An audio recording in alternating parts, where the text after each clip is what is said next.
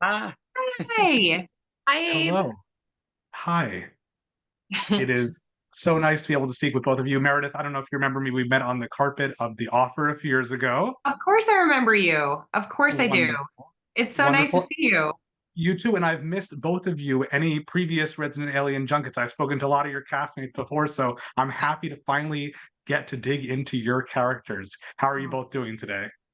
Doing well. How's it going there? Good, good, good. I've gotten to watch a few episodes of season three, and it's interesting to see how your characters' storylines sort of take a somewhat dark and dreary turn. Do you feel that's the case? Yeah. I mean the gravity of the situation is definitely pretty heavy duty. Meredith, what do you think? yeah, I would say dark. I would not say dreary. I would say dark for sure, and a sort of an internal darkness that they're contending with. This season I feel like is a lot about characters looking deeper into themselves, trying to figure out like who they are and why and what made them that way. And we have that in a very clear, magnified way. Yeah. Yeah. And it's quite a shift after, season two, especially a lot of sort of crazy, wild exploration, a lot of comedy and friendship and all that. When did you know that there would be this dramatic pivot? For me, it was sometime. It might have been before we started season two. Now I'm trying to remember if it was because we had that break. It was the 8 and 8, and I can't remember if it was halfway through or if he told me at the beginning. But um, I think it was halfway through for me. Chris told me about the abduction and basically what Ben's been going through since he was a child, and I was just like, wow. I mean, I couldn't decide if I wish I knew that ahead of time because I think it would have shaped a lot of my season one performance, knowing that Ben is the kind of neurotic, weird character that he is because of all this trauma that's been happening to him that he doesn't. It's kind of buried in his subconscious. But I'm kind of glad I didn't know actually because I'm worried I might have played into it a little too much and kind of winked at the audience or something. But yeah. What about you, Mayor? Yeah, I can't remember when during season two. I feel like it was closer to the beginning, but I could be misremembering that. Because So it was long ago. so long ago. So long ago. But no, it was a nice, like, because we got to play with so many like wonderful comedic elements or elements of just like, the dynamics of a marriage and like figuring that out and being in conflict and finding our way to each other. And then this was just like, oh, that's gonna be such I think it just, for me, it rounds my character out in such a really exciting, like activating way for an actor. What are your favorite qualities about Ben and Kate, and what's most difficult to connect to about each of them? Oh, I mean, for me, I love that no matter what, like no matter how bad Ben screws something up, at the end of the day, you realize how much these people truly love each other. Um, yeah, and it's been so nice that Chris gave us this, like Meredith said, gave us this new layer to kind of play with because I kind of said this a minute ago, but it was hard to kind of ground the character. Like there was a lot of heightened comedy in season two, and it just felt like it kind of humanized Ben a little bit, at least for me. I don't know how anyone else feels watching it, but yeah, getting uh, this revelation with the abduction situation that he's been going through. Mayor, what about you? Yeah, I Jumping in feel like front of you.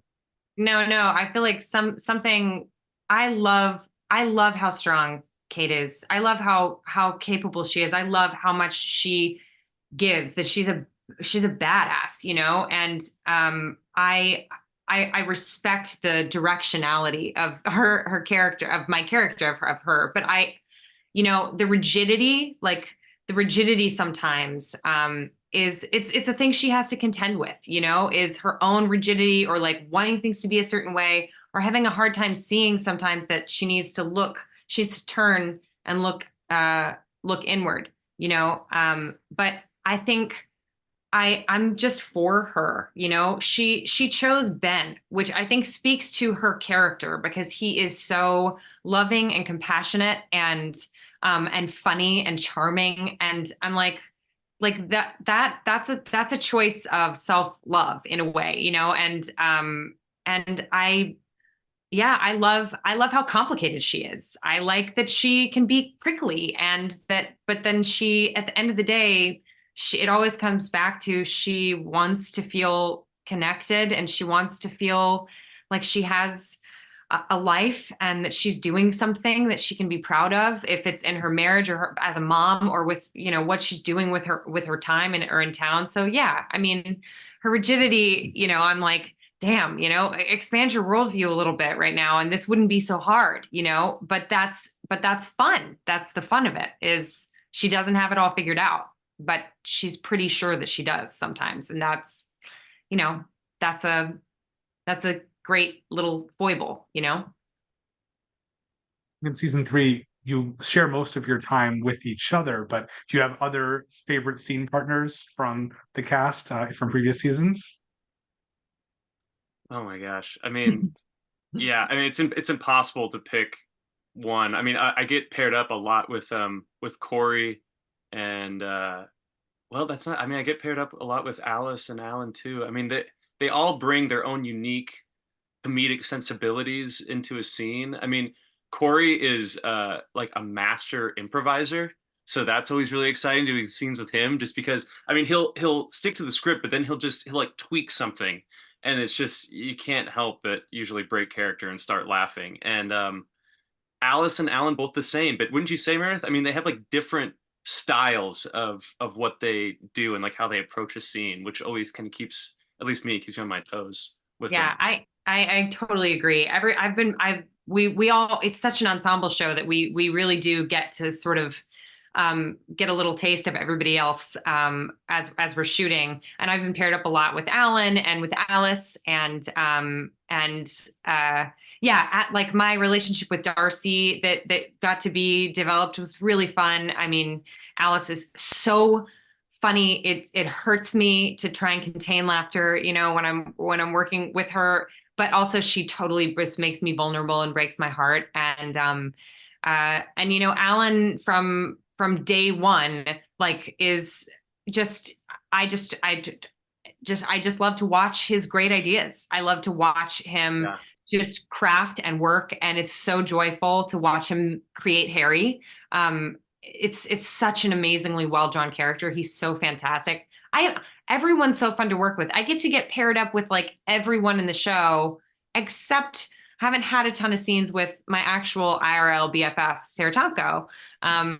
You know, we haven't had our storylines overlap all that much. Maybe they're saving it. Maybe it's because they know our love, our real life in real life love would be too powerful. I don't know, but everyone is so talented. I couldn't possibly pick a favorite. And I'm not just saying that. It's an embarrassment of riches, truly. Well, hopefully we'll have more time in season 4 and beyond, but I'm excited for everyone to see season 3. It's really great to finally speak with both of you, and I wish you plenty of luck in the future. Oh, Thank thank you. you. It's so Nice nice to talking see with you you. again.